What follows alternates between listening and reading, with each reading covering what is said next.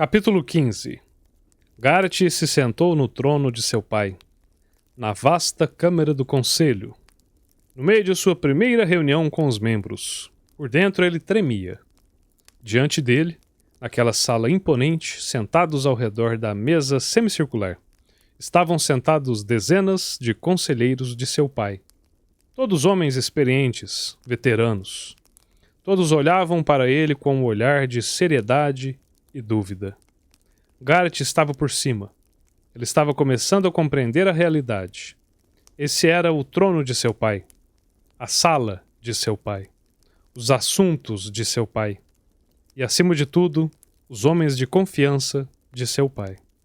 Todos e cada um deles eram leais a seu pai.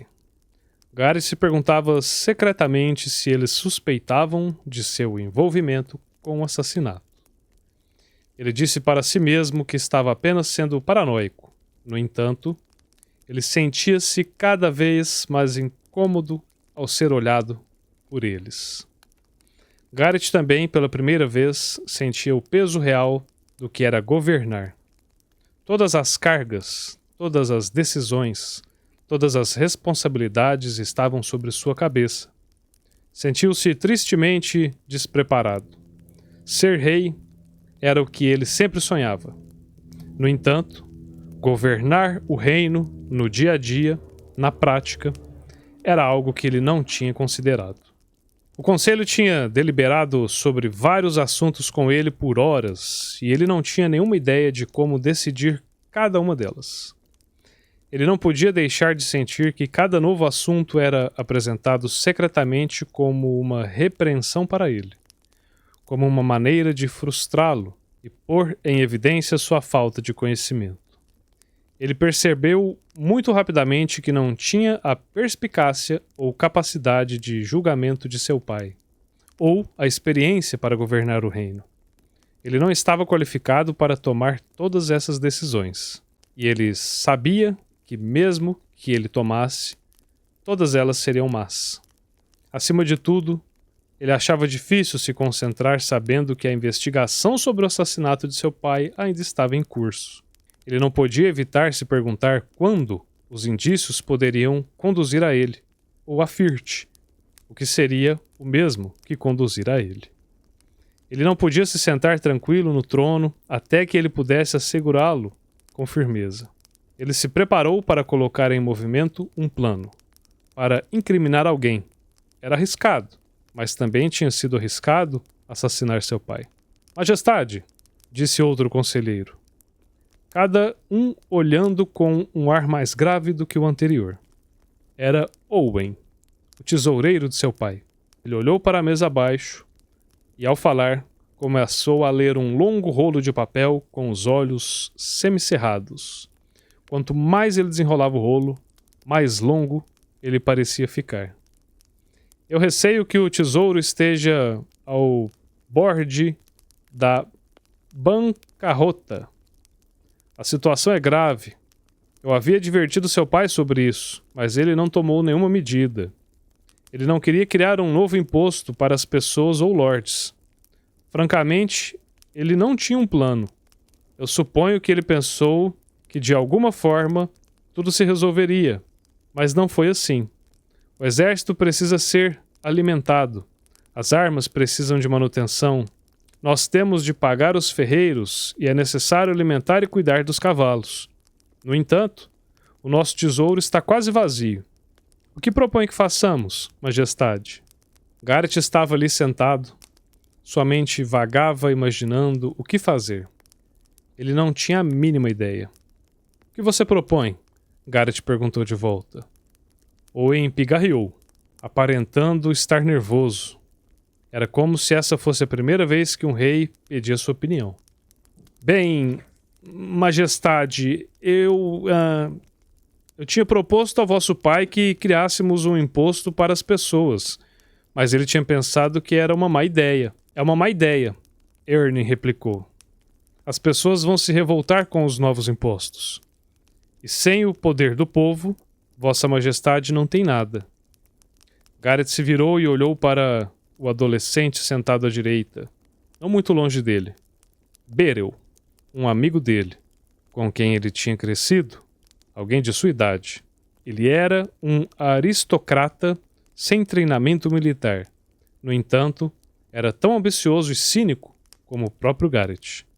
Garrett tinha trazido um pequeno grupo de seus próprios assessores, seus amigos, para ajudar a equilibrar o poder e ali ter alguns assessores de sua mesma idade, uma nova geração.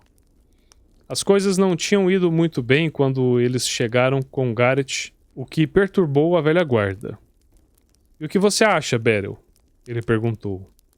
Beryl se inclinou para a frente, arqueando uma sobrancelha, e sem vacilar ele disse com sua voz profunda, confiante: "Estabeleça o imposto.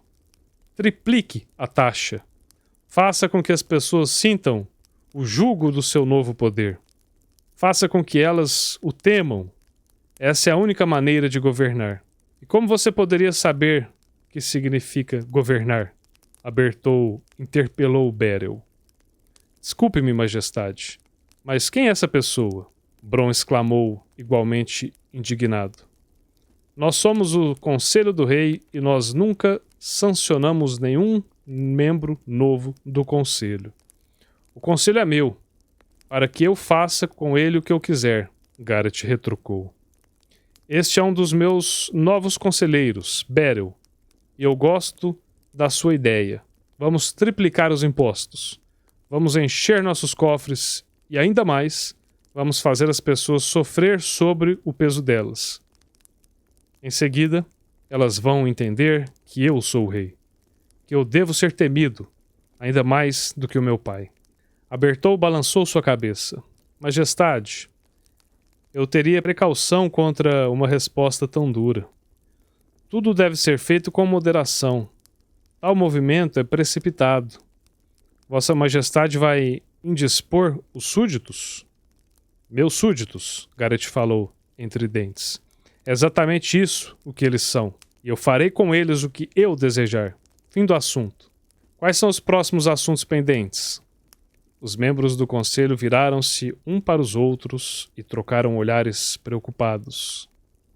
De repente, Bron se levantou. "Majestade, com todo respeito, eu não fazer parte de um conselho que ignora nossas ideias.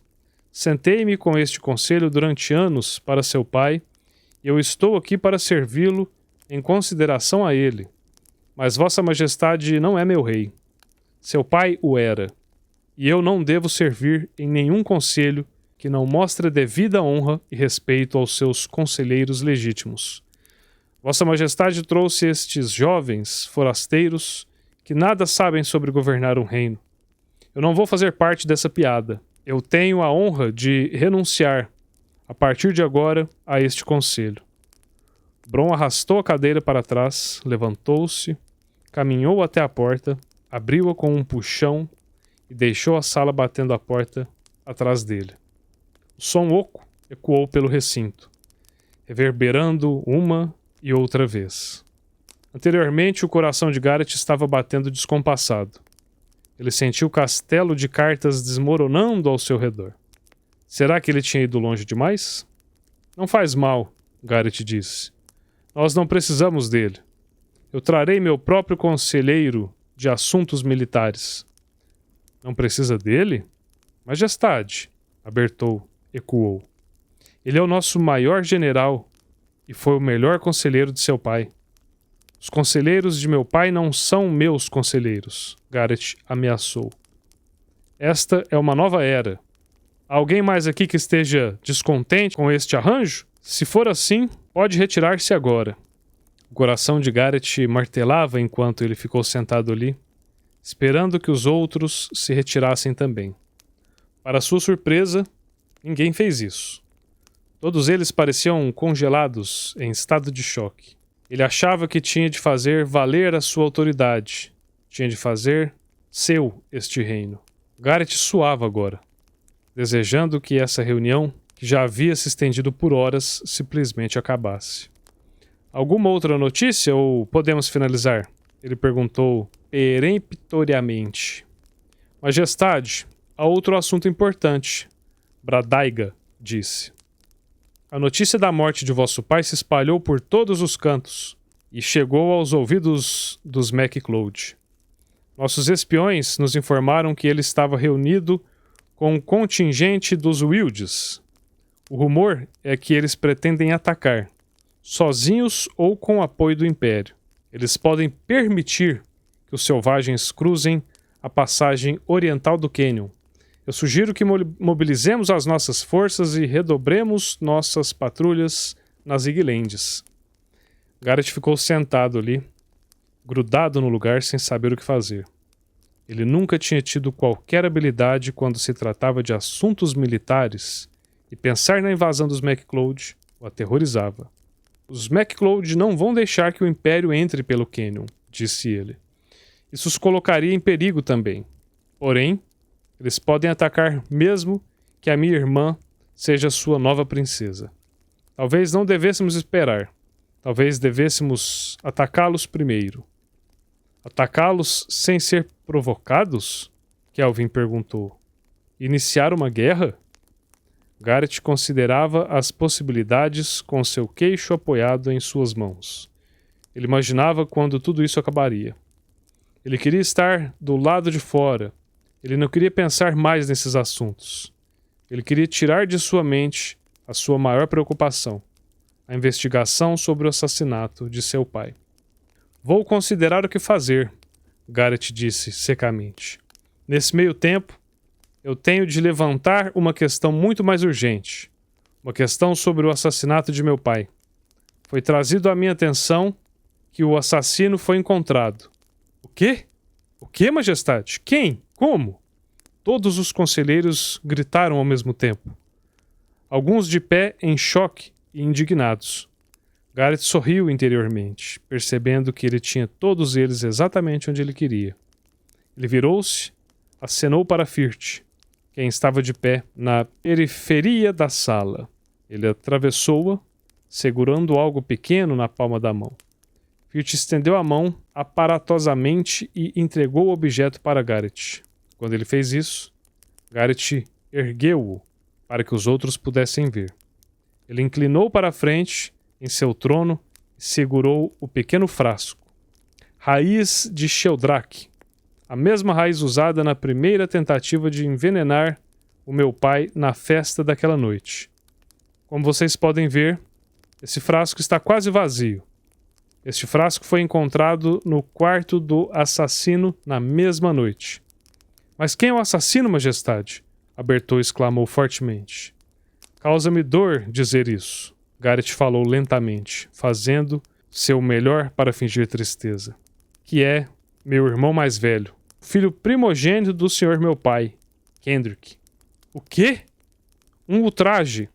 Não pode ser, eles gritaram em resposta. Eu receio que seja certo, Garrett replicou. Nós reunimos amplas evidências.